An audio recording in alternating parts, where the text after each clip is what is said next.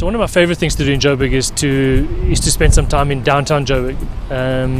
I absolutely love the city. It reminds me of downtown New York. There's incredible walking tours through Joburg, which I've never done yet, and which I'd love to do as well. And there's graffiti tours. There's some really interesting stuff in the old city. Funnily enough, one of my things I have done since I got to Joburg is actually mountain biking.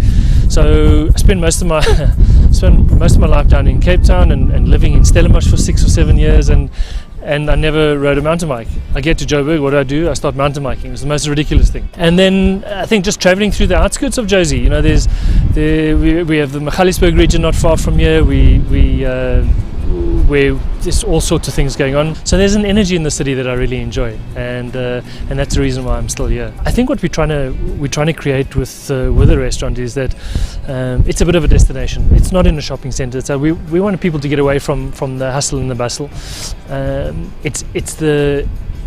It's a place where you can sort of come and unwind, watch the sunset, have a great cocktail, have a great glass of wine, bottle of wine possibly, and some really special food in an environment that is going to be quite entertaining. I think that's the best way to sort of sum this restaurant up. Relaxing, great views, and quite experiential. So one of the things that excite me most about where we are, our site, is that we're situated right next to Circa Art Gallery and obviously Everard Reed Gallery. But what's been planned for Keys Avenue by Anton and the team is essentially the extension of this art area. So it's going to be called the Rosebank Art Mile. Keys Avenue is going to be nicely developed, pedestrian friendly. Really sort of designer shops, more art galleries, some residential, and to be part of that is pretty exciting. Especially from an art point of view. You know, what we do is essentially it's a creative process. So I think to be part of this art mile and this whole creative energy that's around here is absolutely perfect. It suits us down to the ground.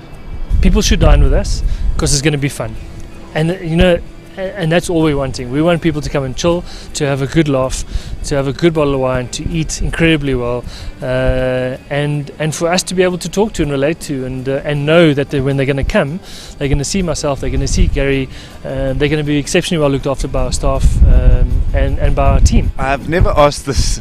Can you cook? Funnily enough, I've actually never cooked for Gary, so Gary doesn't even know if I can cook or not. So yeah, I've never seen him do anything. I'm just like winging this, and I'm just opening soon, David.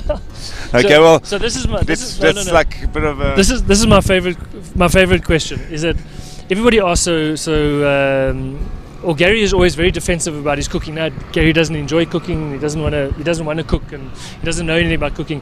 But every time I see on Instagram or on Facebook or on Twitter, there's Gary behind the braai cooking. Yeah. Okay, so don't come talk to me about.